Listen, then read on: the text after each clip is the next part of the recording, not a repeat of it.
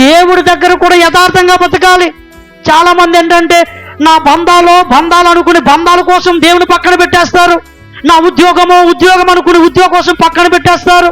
నా ఆరోగ్యం అనుకుని వాళ్ళు ఆ పనులు ఈ పనులు చేసుకుంటా దేవుని పక్కన పెట్టేస్తారు. నో, రెండు విషయాలు ఖచ్చితంగా నీ జీవితానికి తెలియాలి.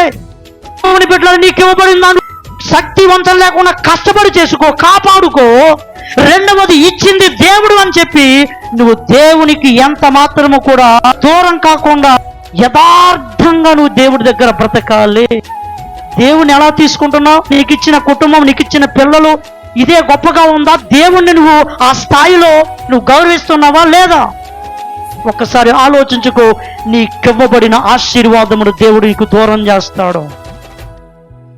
చాలామంది నా పిల్లలు అంటూ ఉంటారు. దేవుడు ఏం చేస్తారంటే వాళ్ళ పిల్లలకి వాళ్ళకి అగాధం కలగజేస్తారు. వాళ్ళ మధ్య ప్రేమ కాలిపోతుంది, వారి మధ్య గౌరవం కాలిపోతుంది, ఒకరికి ద్వేషాలు కలుగుతాయి. జీవితంలో ఒకరి ముఖాలు ఒకరు కూడా చూసుకోలేని పరిస్థితులు కూడా ఏర్పడతాయి. కాబట్టి నువ్వు ఇవ్వబడినటువంటి నీ బిడ్డల్ని దేవుని కోసం నమ్మకంగా పెంచాలి. అట్ ద సేమ్ టైం నువ్వు ఆ పిల్లల్ని ఇచ్చిన దేవుని పట్ల మరింత నమ్మకంగా బ్రతకాలి, యథార్థంగా బ్రతకాలి. కాబట్టి ఇలా నువ్వు చేసావనుకో, నీ పిల్లల విషయంలో, నీ భర్త విషయంలో, నీ భార్య విషయంలో, నీ బంధువుల విషయంలో నువ్వు ఇంకా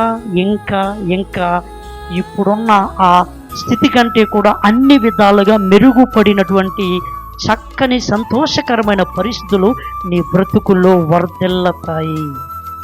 హల్లెలూయా.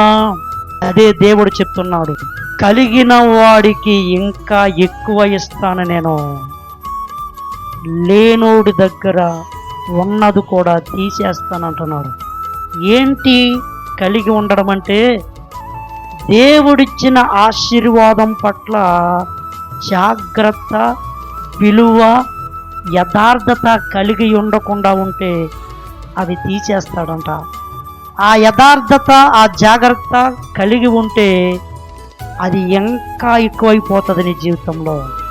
ఎందుకంటే నీ జీవితంలో జరుగుతున్న ప్రతి దానికి కూడా ఆ గొప్ప దేవుని యొక్క ఆశీర్వాదమే కారణం తప్ప తూర్పు, పడమర, ఉత్తర, దక్షిణము నుంచి ఏ విధంగా కూడా నీకు సాయం రానే రాదు. It's comes from heaven. భూమి ఆకాశములను కలగజేసిన దేవుని మూలంగా తప్ప నీకు సహాయం ఎక్కడి నుంచి కూడా కలగనే కలగదు. హల్లెలూయా.